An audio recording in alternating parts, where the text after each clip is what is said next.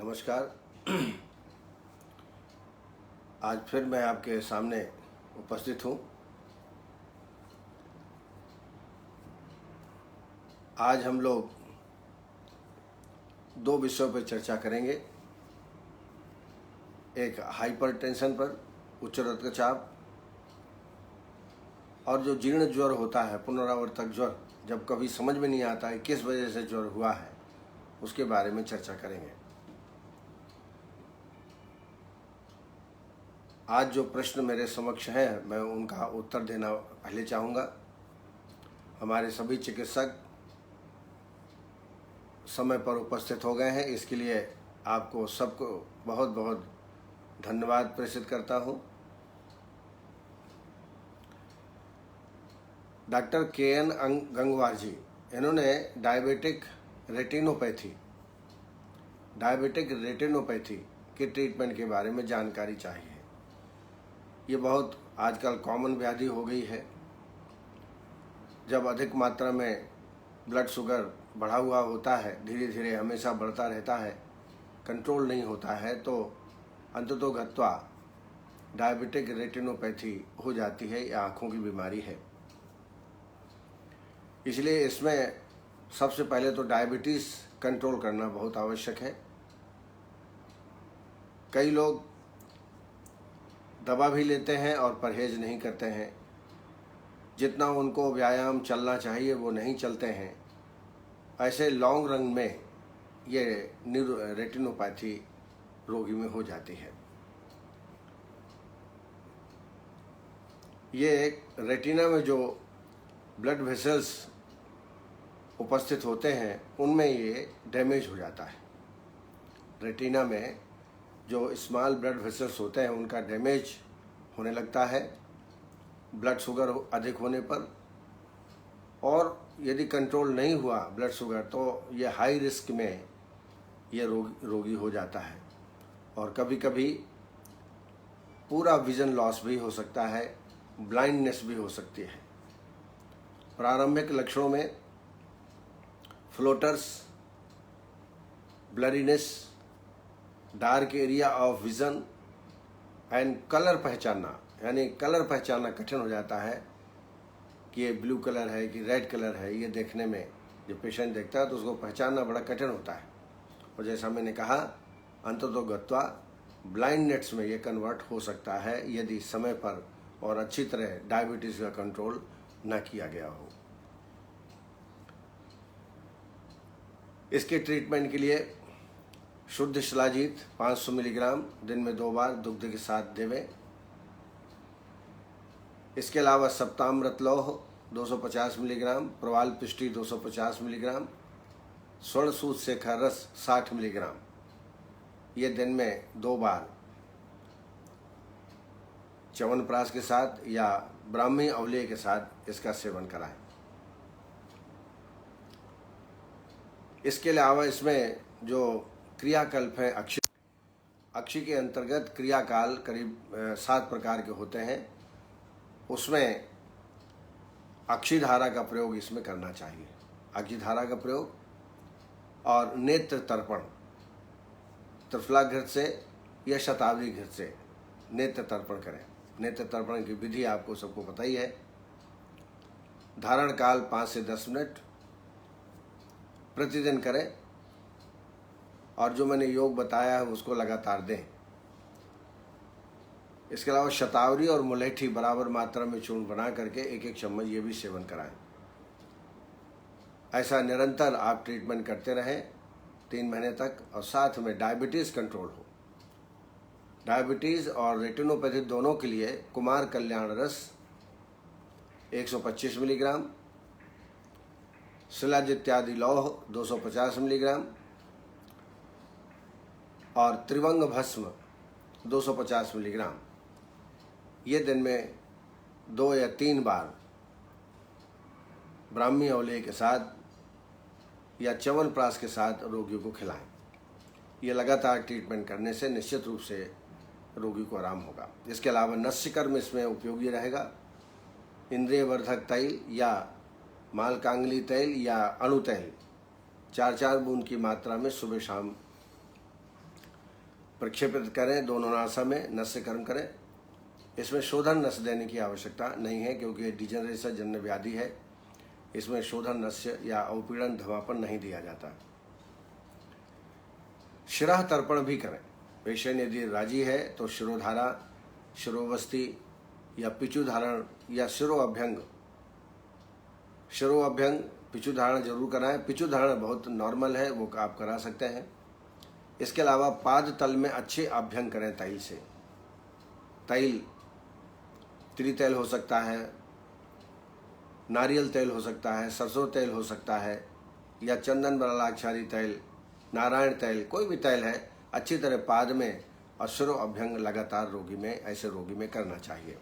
और डायबिटीज़ का निरंतर ध्यान आपको रखना है।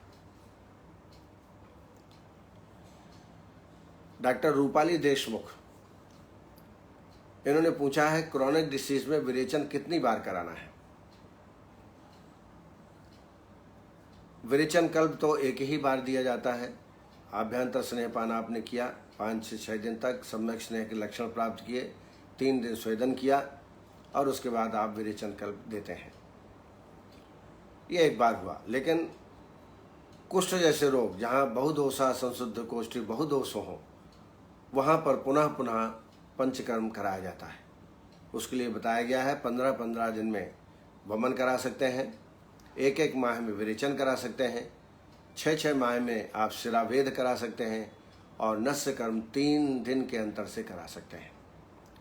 पक्षाद छर्दनान्य अभिपेयान मांसान मांसाद संसनम चापिदेयम श्राव्यम रक्तम 2 वत्सरे ही अल्पम नस्यम दद्यात्रि रात्राचो।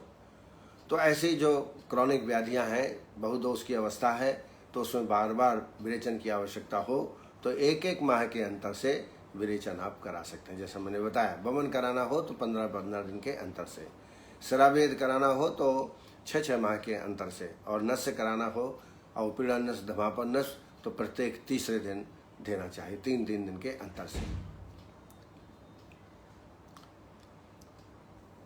डॉक्टर आशुतोष कुमार जी ने बंध्यत्व की चिकित्सा के बारे में पूछा है।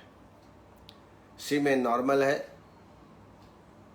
पीसीओडी था और पीसीओडी जल्दी जाता भी नहीं है, तो बंध्यत्व की चिकित्सा पहले पीसीओडी को ठीक करना है, ये बहुत जरूरी है। और यदि सीमेन नॉर्मल है, स्पर्म नॉर्मल है, मोटिलिटी ठीक है, तो पेशेंट को काउंसलिंग करिए, अच्छी तरह से समझाइए उसको, और शोधन कर्म इसमें करना पड़ेगा। सबसे पहले आपको दीपन पाचन हेतु पंचकोल काढ़ा का सेवन कराएं 1 हफ्ते तक 30 ml खाली पेट में। फिर आभ्यंतर स्नेहपान फल घृत से कराएं या शतावरी घृत से कराएं।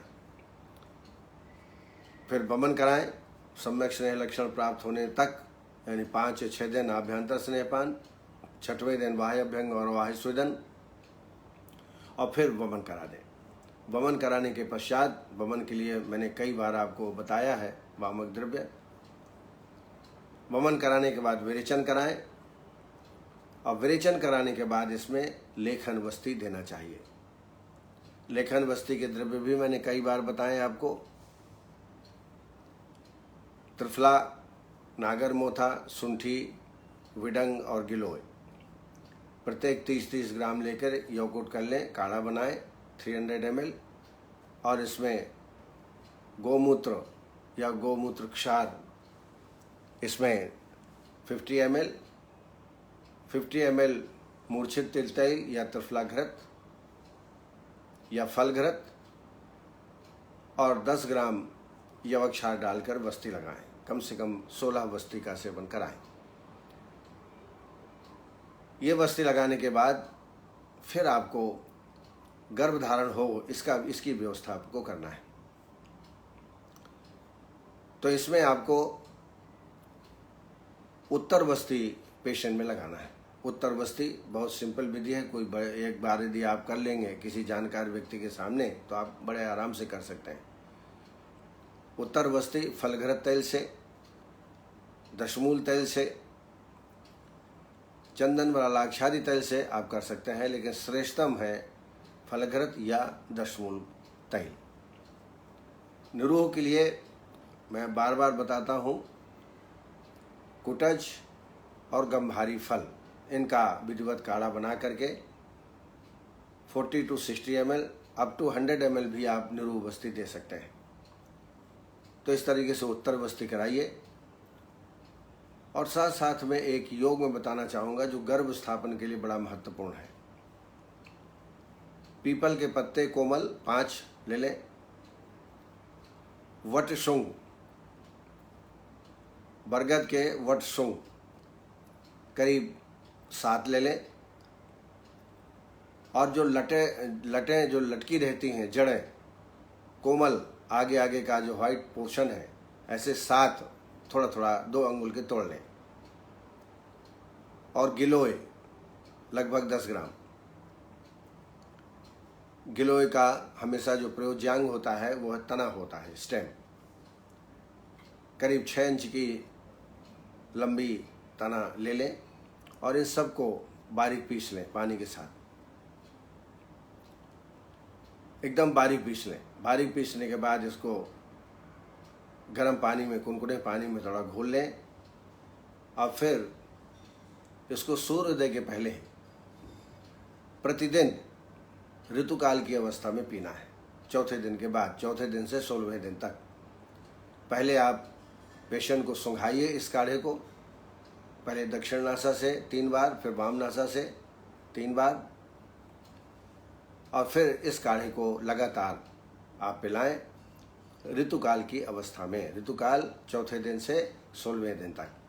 तो इसमें गर्भ स्थापना की बड़ी संभावना पेशेंट में रहती है। स्टेरिलिटी के जो केसेस हैं, बंधित्व जो केसेस हैं, उसमें संशोधन कराना बहुत आवश्यक है। जैसा मैंने बताया, संशोधन करने के पास फिर उत्तरबस्ती और फिर जो आप ट्रीटमेंट देना चाहें। यदि गर्भधारण हो गया या होने की संभावना है तो आप गर्भपाल रस 250 मिलीग्राम, प्रवाल पिष्टी 250 मिलीग्राम और पुष्प धन्वा रस 125 मिलीग्राम, ये योग शहद के साथ या कौच अवलेह के साथ या च्यवनप्राश के साथ इसका सेवन रोगी में कराएं। एक प्रश्नकर्ता आगे आएंगे, उन्होंने प्रश्न किया है स्टेरिलिटी पे, तो उनके लिए भी ये उत्तर समान होगा। ऐसा करने से निश्चित रूप से आप सफल होंगे, गर्भधारण होगा और आपको यश और कीर्ति भी प्राप्त होगी। योगेश महाजन जी, इन्होंने एसएलई में ब्लड टेस्ट कौन सा कराना है, कौन सा कराना चाहिए। जैसा आप जानते हैं, एसएलई सिस्टमिक ल्यूपस इरिथेमेटस व्याधि का नाम है। इसमें पूरा सीबीएस तो कराना ही है, ब्लड टेस्ट पूरा करा लीजिए, ब्लड शुगर करा लीजिए। इसके अलावा कोलेस्ट्रॉल वगैरह, ट्राइग्लिसराइड, जो लिपिड प्रोफाइल है वो सब करा लीजिए। और इसका जो विशेष टेस्ट होता है उसको बोलते हैं ANA test.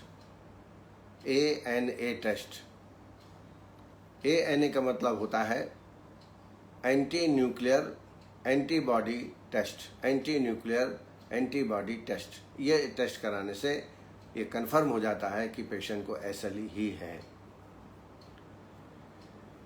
Doctor Rajni Sharma,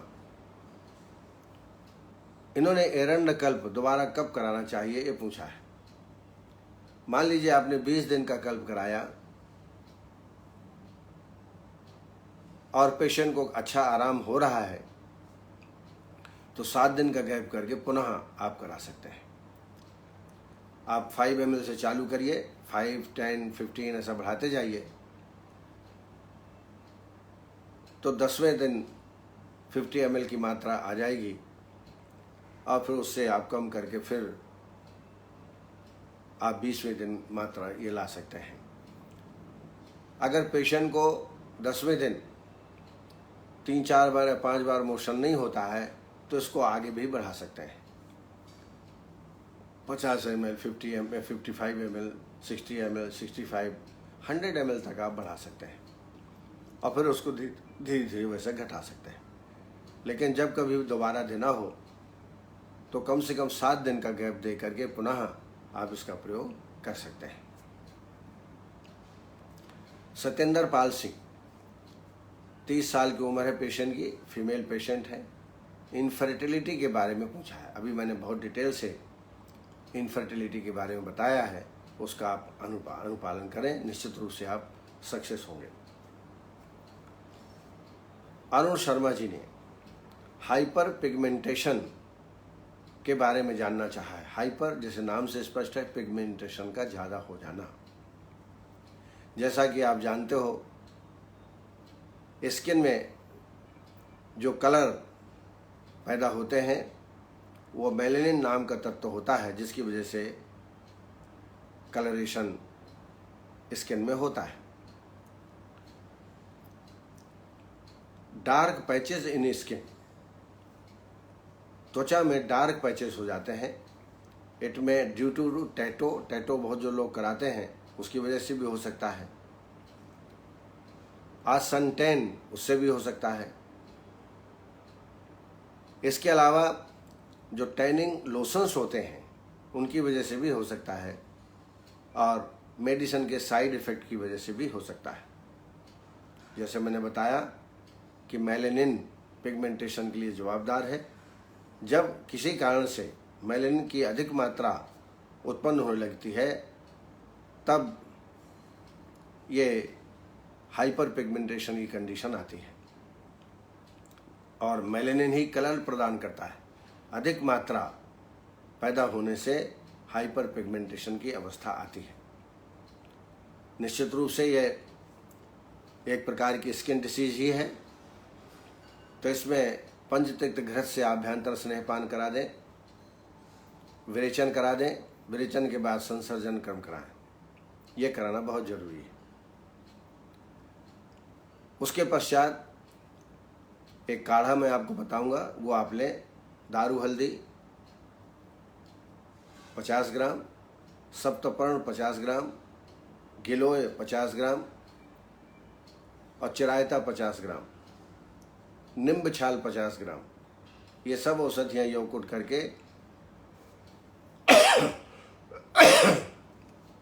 इस काढ़े का सेवन लगभग 3 माह तक आप कराएं।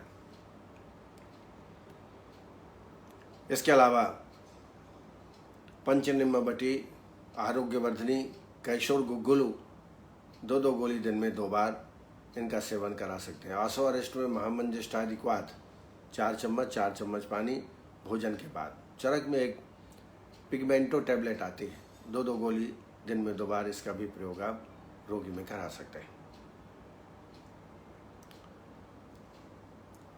डॉक्टर गोविंद मीणा, इन्होंने, उनका एक पेशेंट है, टेम्पोरल रीजन में वेदना होती है और नेक मूवमेंट जब करते हैं तो दर्द होता है।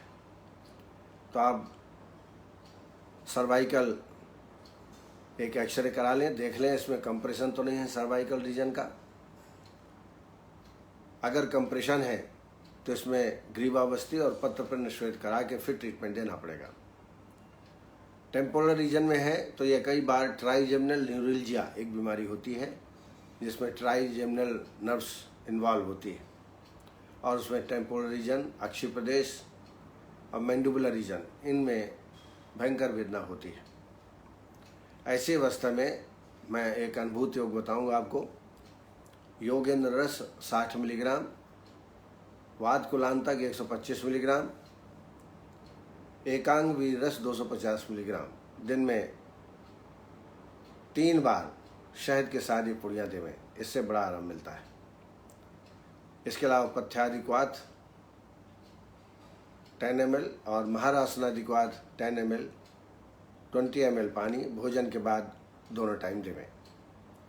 नेक मूवमेंट अगर वेदना युक्त है तो उसमें पत्रपिंड श्वेत, नाड़ी श्वेत कराएं, इससे रोगी को तत्काल आराम प्राप्त होगा। इसके अलावा महायोगराज गुगुलू 2-2 गोली दिन में 2 बार, और अगर पत्रपिंड श्वेत ये नहीं करा पाते हैं तो नित्य सहचर तेल से अभ्यंग करें। अभ्यंग करने से भी रोगी को लाभ प्राप्त होगा। पेट साफ रहे ये भी ध्यान रखें, और इसके लिए, इस रोग के लिए कैस्टर ऑयल अच्छा रहेगा। कैस्टर ऑयल आप 20 ml प्रतिदिन प्रातः खाली पेट में दे दें, प्रतिदिन देवें, लगातार 10-15 दिन देवें। इससे कोष्ठ शुद्धि होगी और ये ट्रीटमेंट भी है। जैसा आपको मालूम है, आमवात के लिए सर्वश्रेष्ठ यदि तैल कोई है तो वह है एरंड तैल।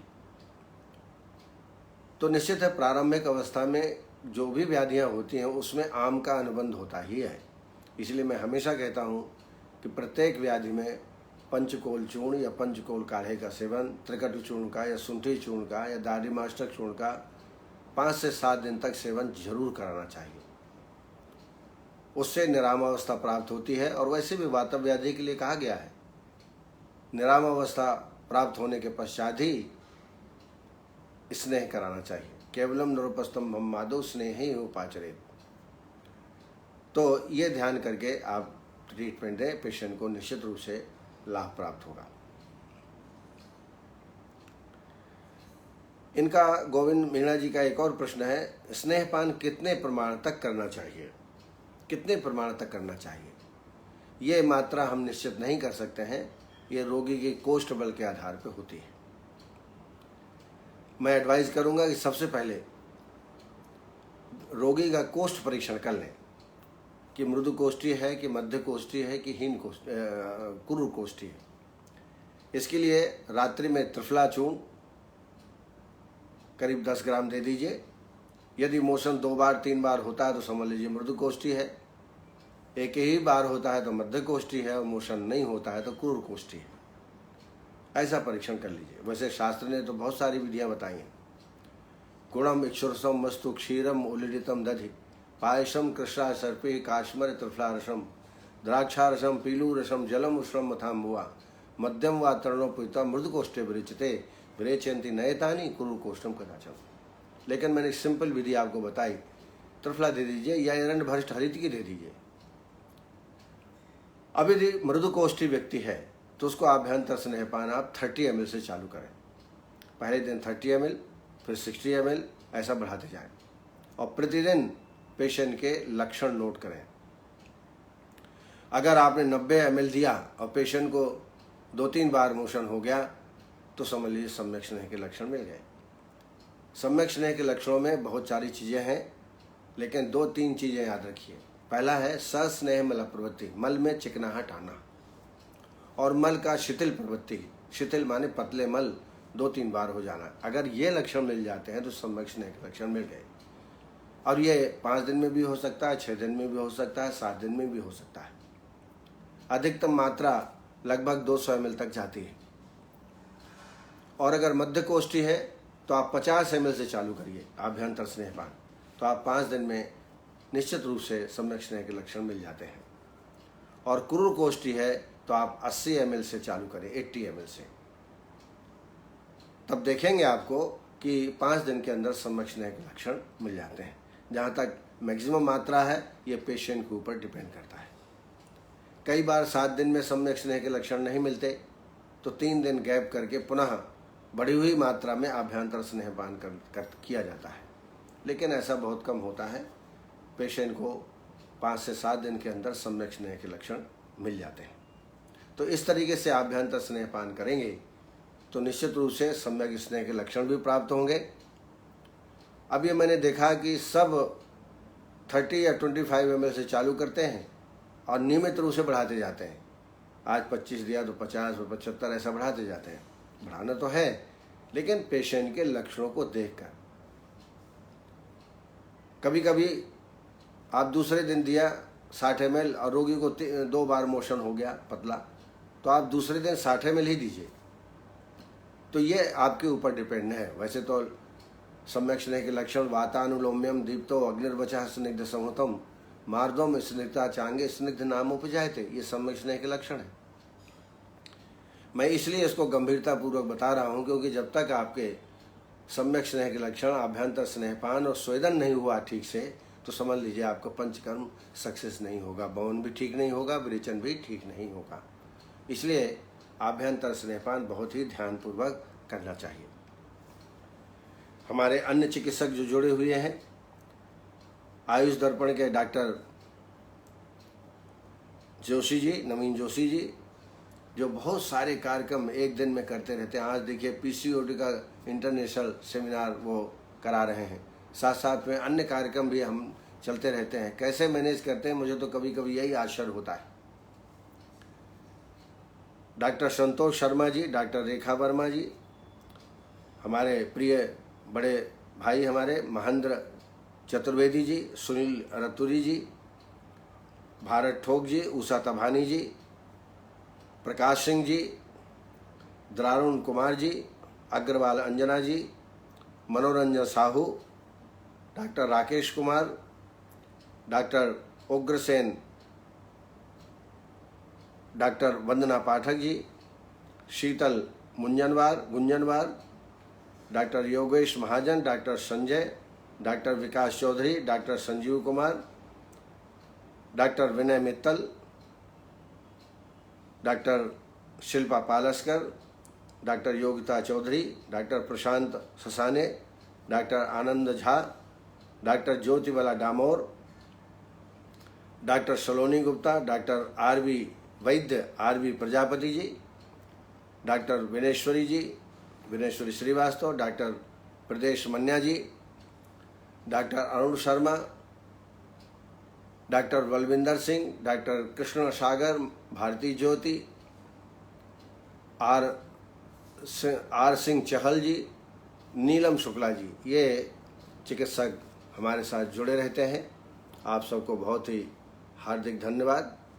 अब आइए हाई ब्लड प्रेशर की चिकित्सा के बारे में विचार करते हैं। ये बहुत ही कॉमन है। इसकी थ्योरेटिकल के बारे में हम ज़्यादा नहीं जाएंगे। ज़्यादातर हमको इडियोपैथिक हाइपरटेंशन मिलता है और उसका ट्रीटमेंट हम क्या कर सकते हैं उसके बारे में चर्चा करेंगे। आयुर्वेद में इसको रक्तगत वात माना है। हालांकि सारे लक्षण इसमें मिलते नहीं हैं, लेकिन रक्तगत वात इसको मान के आगे ट्रीटमेंट हम चलाते हैं। रुजस तीव्र संतापः वैवर्णम कृस्ता रुचि गात्रे चारों से भुक्त से स्तंभस्या असृगते अनले। कुछ लक्षण मिलते हैं, बाकी लक्षण कुछ दूसरे भी हैं।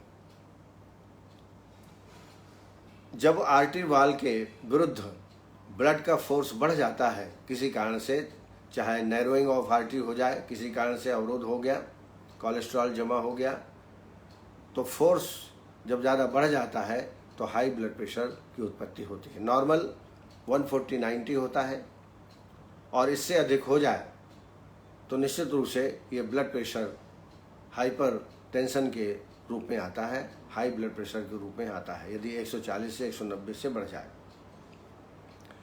अगर सिस्टोलिक जैसे 140 नॉर्मल है, सिस्टोलिक यदि 160 तक भी चला जाए लेकिन डायस्टोलिक यदि 90 है तो भी नॉर्मल ही मानना चाहिए, क्योंकि ओल्ड एज में आपने देखा होगा सिस्टोलिक प्रेशर बढ़ा ही रहता है।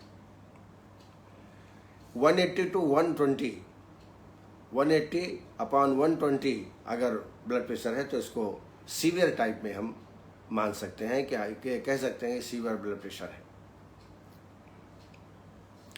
अक्सर हाई बीपी में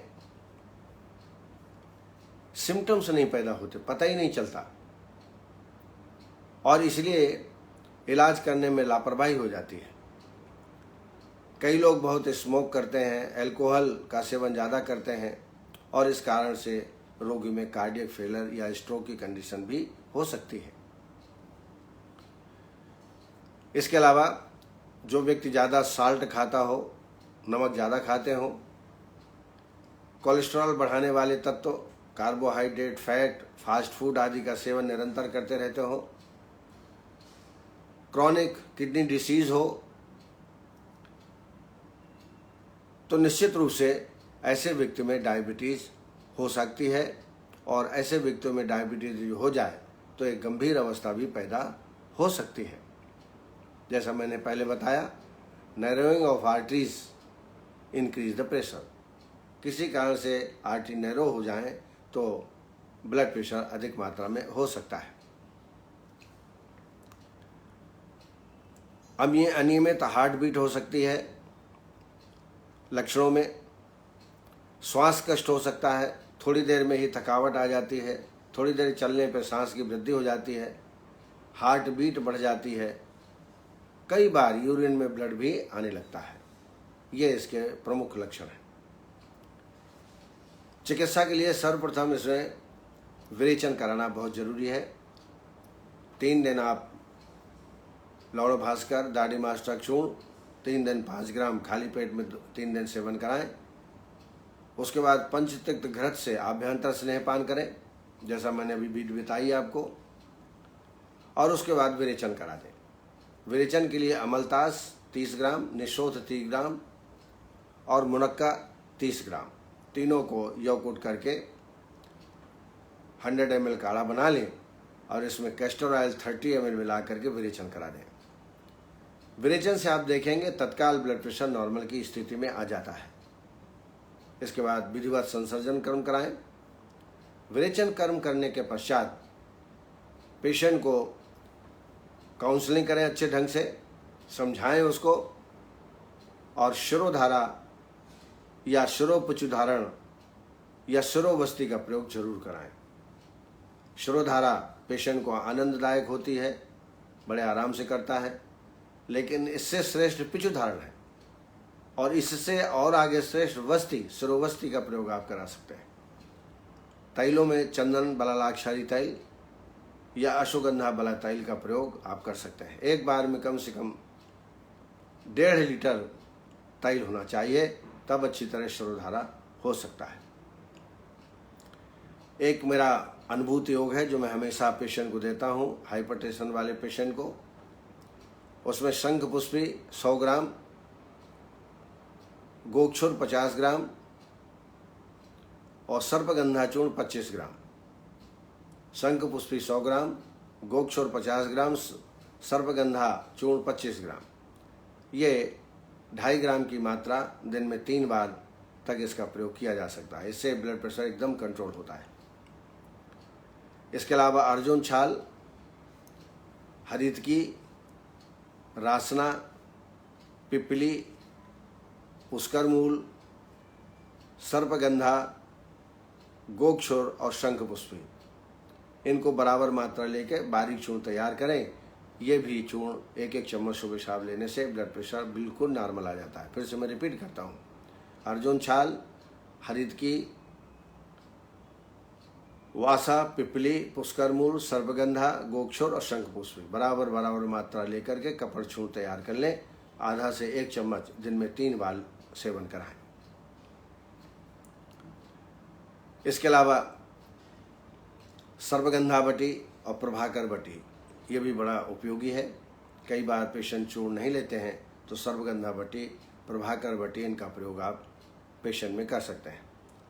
पेशाब मूत्र प्रवृत्ति में कोई तकलीफ हो रही हो तो चंद्र प्रभा बटी का सेवन भी कराया जा सकता है।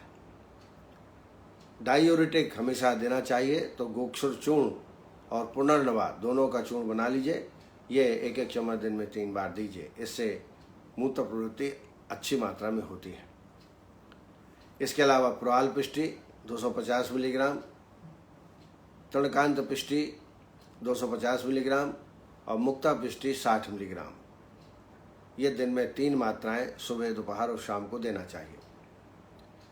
इसके अलावा एक और अनुभूति योग है, जवाहर मोहरा पिष्टी 250 मिलीग्राम, श्वेत परपटी 250 मिलीग्राम और अकीक पिष्टी 250 मिलीग्राम। फिर से रिपीट कर रहा हूँ, जवाहर पिष्टी 250, श्वेत परपटी 250 मिलीग्राम, अकीक पिष्टी 250 मिलीग्राम।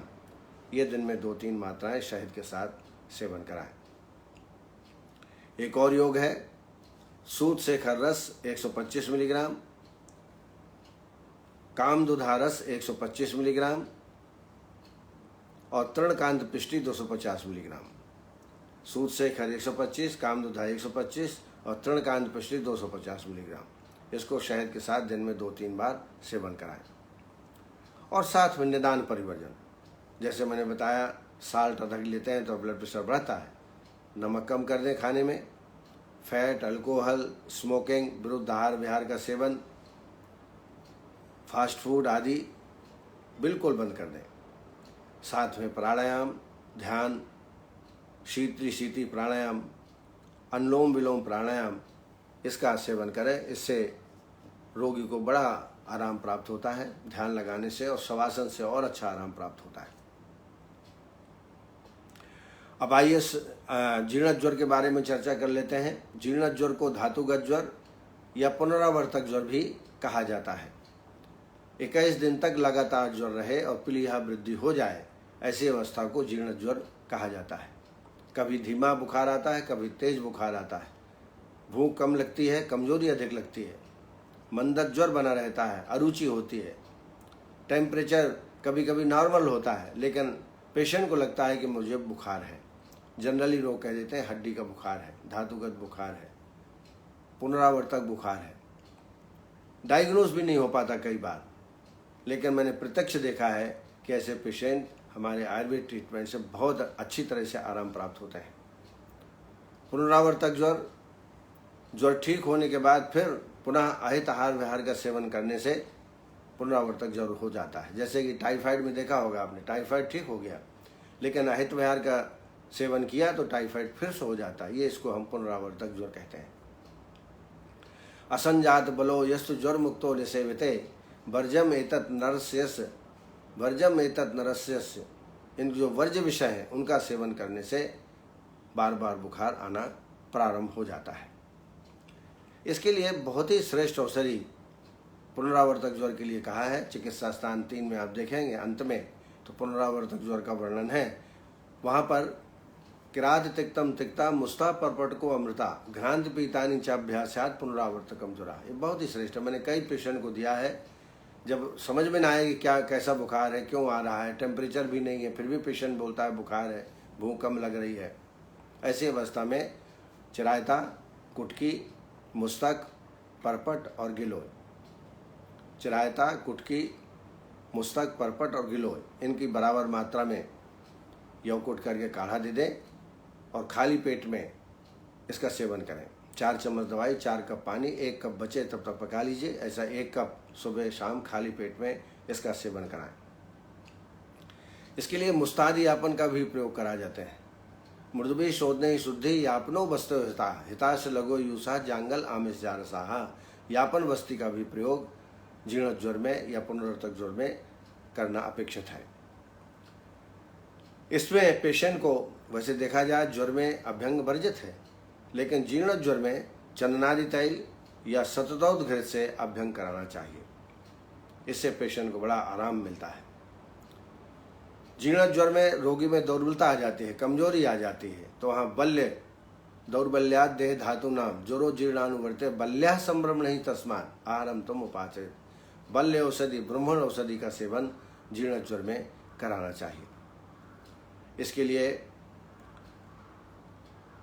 च्यवनप्राश का सेवन कर सकते हैं, ब्राह्मी औले का सेवन का, अमल की रसायन का सेवन कर सकते हैं। लेकिन एक चीज़ और मैं बताऊँ, जब जीर्ण ज्वर हो जाता है, पुराना ज्वर हो जाता है, पुनरावर्तक ज्वर है, ऐसी अवस्था में विरेचन कराएं। पंचतिक्त घृत से आभ्यंतर स्नेहपान करा दें और विरेचन कराएं। विरेचन के लिए मुनक्का और अमलतास गूदा, मुनक्का 20 नग, अमलतास 30 ग्राम, इसका काढ़ा बना करके विरेचन करा दें। ये बड़ा श्रेष्ठ है, बड़ा मृदु विरेचक है और रोगी को तत्काल ज्वर में आराम प्राप्त होता है। अगर विरेचन नहीं करा पाता पेशेंट तो निरोग बस्ती लगाना चाहिए।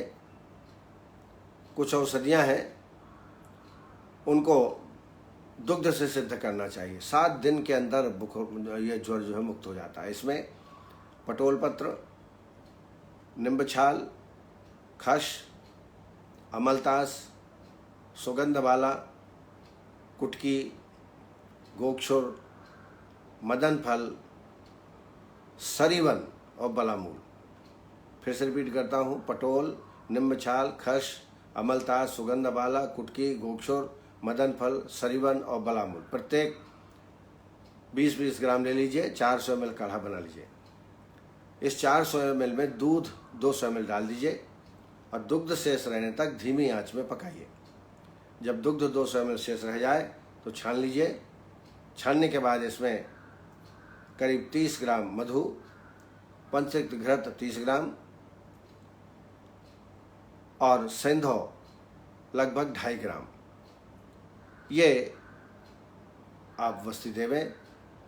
इन औषधियों से जो मतलब मैंने बताई उससे दुग्ध का पाक कर लें और 7 दिन के अंदर ऐसा जो ज्वर है, जो जीर्ण ज्वर है, वो शांत होता है। अनुवासन वस्ती के रूप में चंदनादि तैल या पंचतिग्धघृत 30 ml आप दे सकते हैं। एक वस्ती प्रारंभ में दीजिए अनुवासन, एक लास्ट में दीजिए। अब बाकी क्षीर सिद्ध जो मैंने बताया उसका प्रयोग निरुवस्ती के रूप में करें। रोगी दुर्बल हो जाता है और दुर्बल हो, विरेचन कराने के लिए तैयार न हो तो 20 ग्राम निशोथ घृत में मिला करके इसका खाली पेट में सेवन कराएं। ये भी बहुत ही उपयोगी योग है। 20 ग्राम निशोथ और घृत करीब 20 ग्राम मिलाकर 7 दिन सेवन कराएं। ज्वर में बहुत अच्छा लाभ प्राप्त होता है। इसके अलावा चिरायता कुटकी का प्रयोग, चिरायता और कुटकी समभाग लेकर चूर्ण बनाएं। यह भी ज्वर के लिए बहुत अच्छा है। इसके अलावा जैसा मैंने बताया था, यापन वस्ती का भी प्रयोग करना चाहिए। रस औषधियों में स्वर्ण बसंत मालती रस 60 मिलीग्राम, सर्व ज्वर हर लौह 250 मिलीग्राम, सिद्ध मकर ध्वज 60 मिलीग्राम, गोदंती 250 मिलीग्राम। ये आप दें दिन में 4 बार शहद के साथ। आप देखेंगे कि ज्वर तत्काल जाता रहेगा।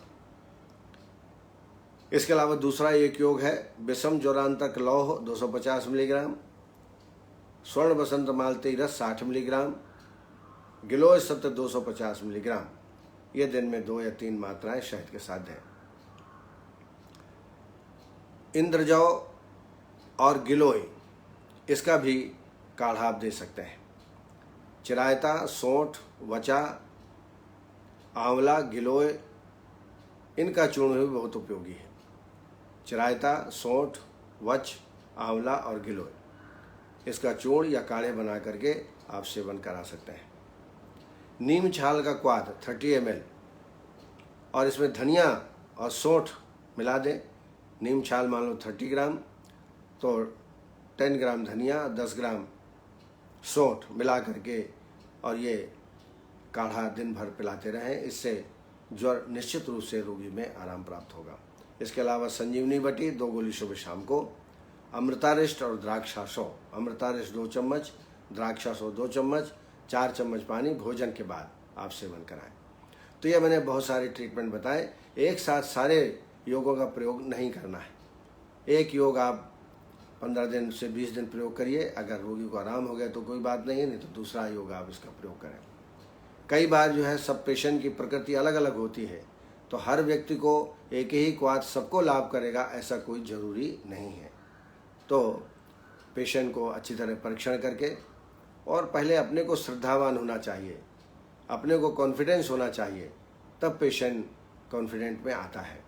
तो इसके लिए बहुत जल्दी काउंसलिंग की आवश्यकता है और आपका प्रभाव होना चाहिए। सबसे बड़ा जो मैंने देखा है कि प्रभाव काम करता है। तो आप सक्षम चिकित्सक हैं, निश्चित रूप से आपके पेशेंट आपसे खुश रहते होंगे।